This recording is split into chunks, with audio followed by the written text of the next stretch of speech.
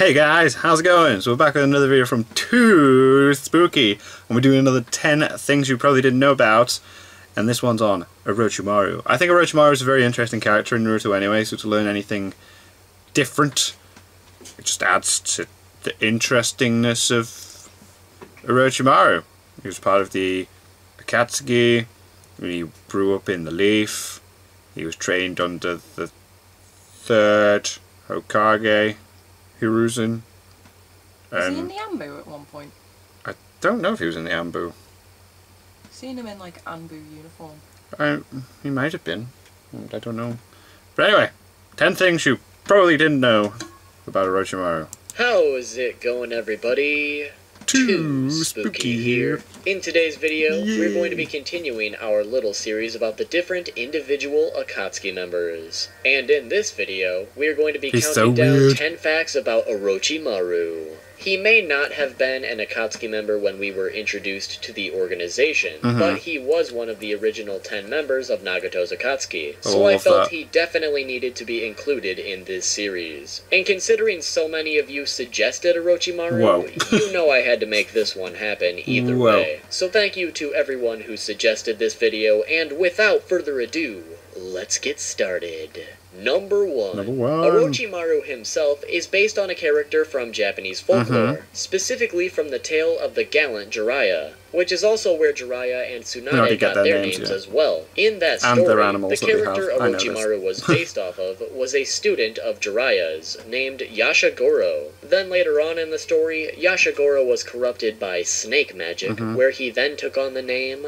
Orochimaru. The snake magic aspect in question is also why the Orochimaru we know has many different techniques based on snakes, and for that matter why Orochimaru himself is based on snakes. Number 2.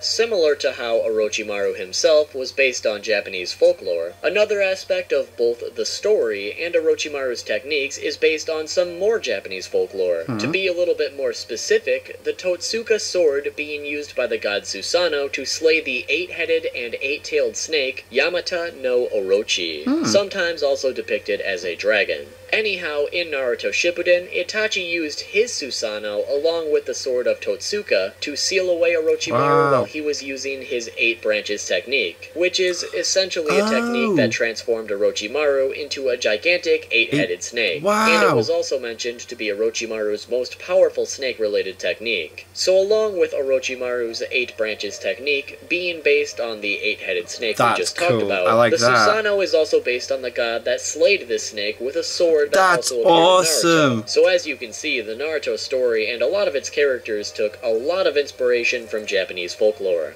Number 3. Isn't that cool? A little something that I found interesting was the fact that Orochimaru, of all people, was the one responsible for creating the infamous Mecha Naruto. I feel like some of you probably already knew that if you've watched the anime filler, but for those of you who don't know, Mecha Naruto was a filler-only creation that was originally designed by Kishimoto specifically for the video game Naruto Shippuden Ultimate Ninja Storm Revolution, and it also appeared in Ultimate Ninja Storm 4. However, its popularity from the games meant it would eventually make its way into Naruto Shippuden's legendary filler episodes. But like I said at the beginning, in the anime, Orochimaru was the unfortunate soul who created this abomination. Apparently, Orochimaru created it as an experiment to mimic the demonic statue of the Outer Path, along with planning to use it to capture Kurama as a method of interfering with the Akatsuki's plans. So if you're Mecha Naruto's #1 fan, you have Orochimaru to thank for that. Number 4.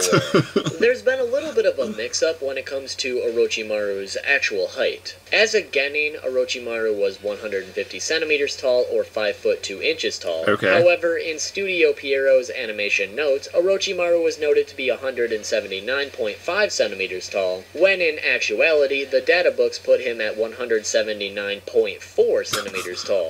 So a fraction of a centimeter is where an apparent mix-up comes in. And in the Naruto Shippuden part of the series, Orochimaru comes in at 172 centimeters tall, or 5 feet 6 inches tall, which is likely due to Orochimaru switching bodies. His weight, on the other hand, is 63.9 kilograms, or 141 pounds in part 1 of the series, and in Shippuden he weighs 57.3 kilograms, or 126.3 pounds. So he also lost a bit of weight. In addition to that, his blood type is B, which he also happens to share with his fellow Sannin, Jiraiya and Tsunade.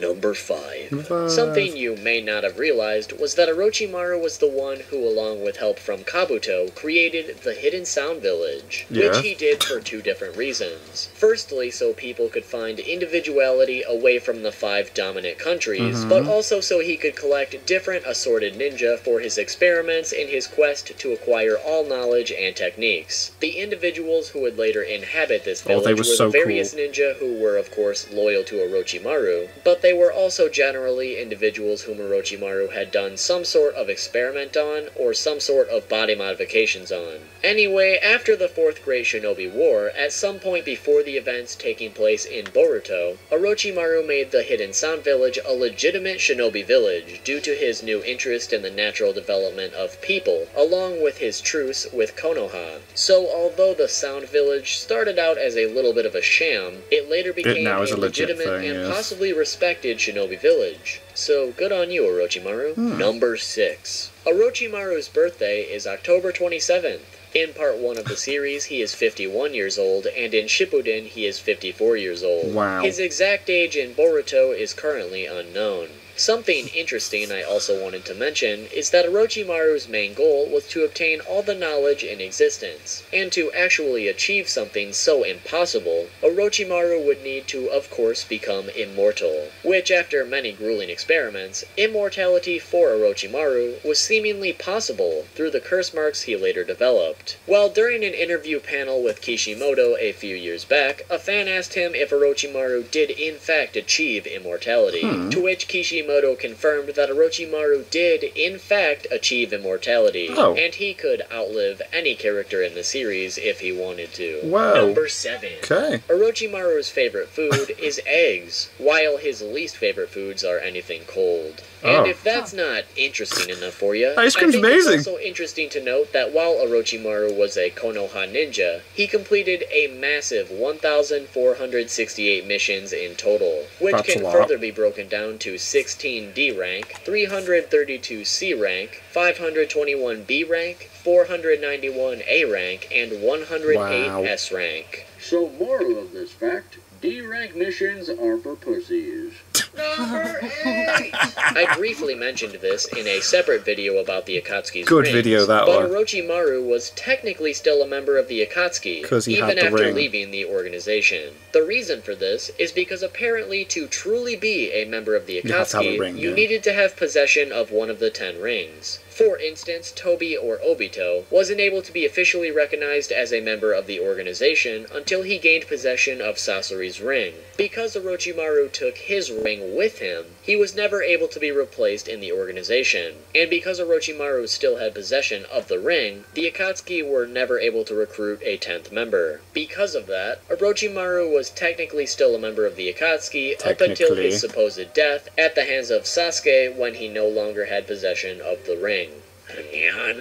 One of the most debated aspects about Orochimaru is whether or not he is a male or female. And the answer to that is Orochimaru is male, female, both, and neither. It's a bit complicated. Orochimaru was, of course, born a male, so if you wanted to stop there as a definite answer, I wouldn't blame you. But down the line, as Orochimaru began taking on different host bodies he has also been shown to have taken the body of at least one female, which would then make Orochimaru a female, right? Or would that make him both because he's literally a male in a female's body? Or would that somehow make him neither or both? I don't fucking know, man. Either way, above all else, no matter what the true answer may be, at one point for sure, Orochimaru was technically a female. But in my personal opinion, I would say he is predominantly a male. And the moment that you've all been waiting for, number 10.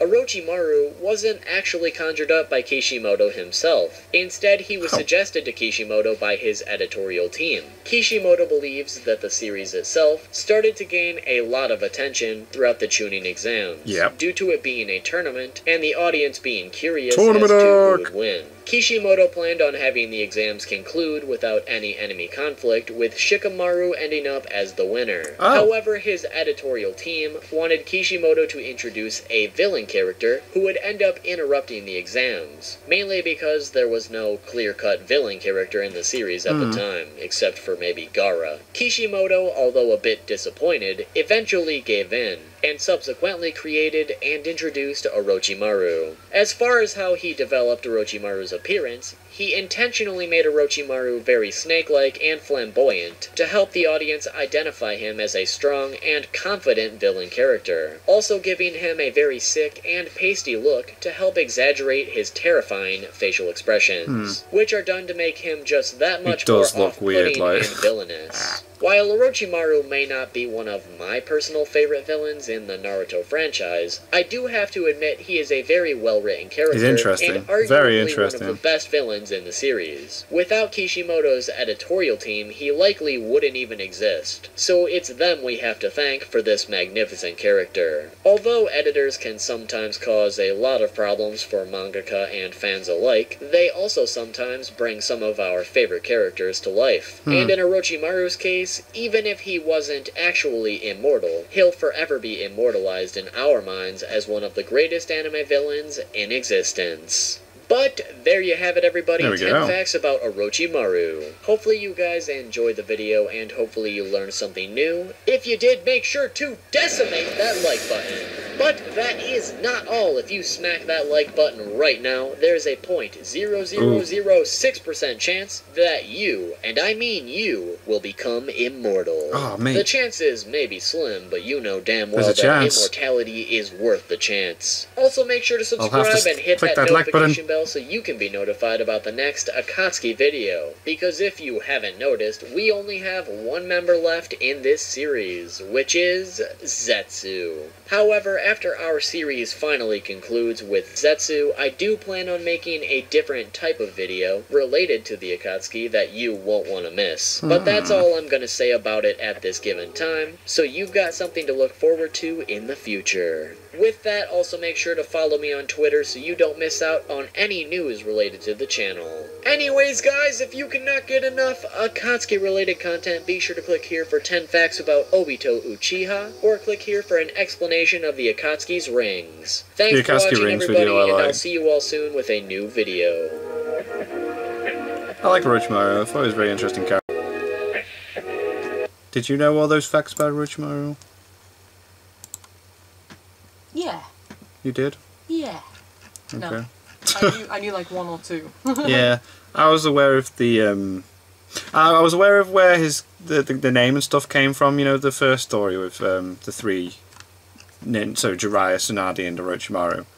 But I didn't know about the Totsuka blade and his form being based off of another story, how he's defeated. I thought that was really really freaking cool. I like it when they take like old lore and mythology and stuff and then, you know, base it on that.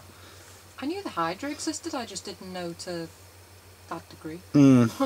That's cool. But anyway, thank you guys very much for watching. What did you guys think of that? What did you guys think of this? Click like, subscribe if you haven't already. Leave comments down below. Let me know what I should watch and discuss in future videos. I'll see you guys. Next time.